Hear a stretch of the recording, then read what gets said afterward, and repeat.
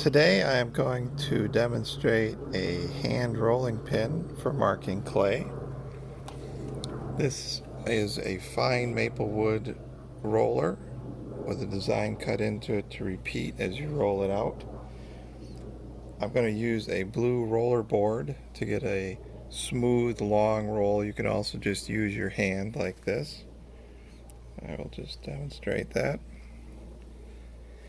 This roller is made for using like this on a slab of clay, or for using on the side of a vessel on the wheel.